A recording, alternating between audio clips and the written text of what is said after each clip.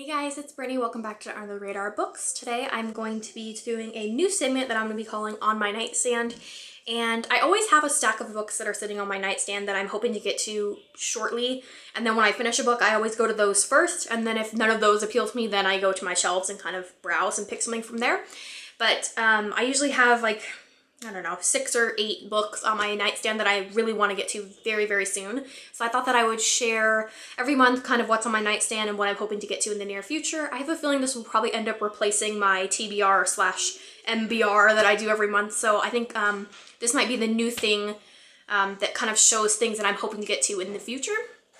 So the first book that I have is one I just got and it just came out. It is Every Heart a Doorway by Seanan McGuire. Sean? I don't know if it's Sean? Seanan McGuire? I'm not sure. It says, Eleanor West's home for wayward children. No solicitations, no visitors, no quests.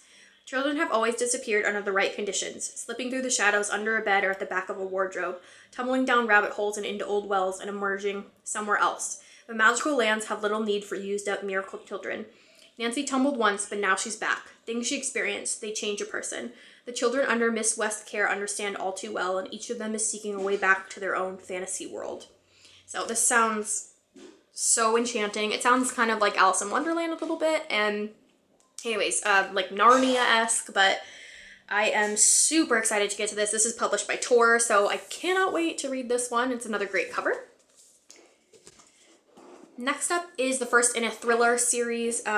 It's called Now You See Me by S.J. Bolton. I've read a couple of her standalone novels years ago and really loved her writing style, and this is her series. And this follows a savage murder on London's streets 120 years to the day since Jack the Ripper claimed his first victim.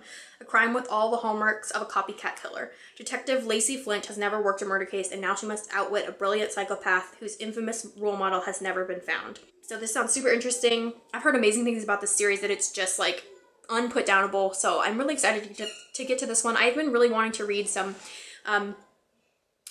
really good thrillers, and so I'm hoping that this is a series that I stick with and really love. Next up is one of my booktube recommends that I got this year. This is the book that Max recommended to me from Well Done Books, and it is Everything I Never Told You by Celeste Ng. I was hoping to read this for Jonathan, but I just wasn't in the mood for it.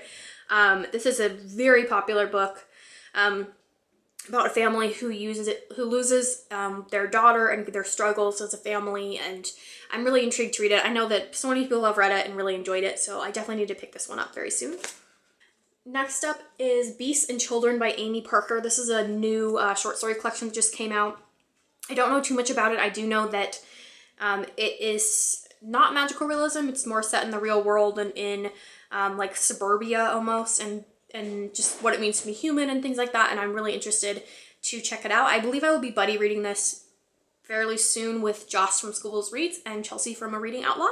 Next up is a book that was sent to me from the publishers. It is Some Possible Solutions by Helen Phillips, and this is a short story collection by the woman who wrote The Beautiful Bureaucrat.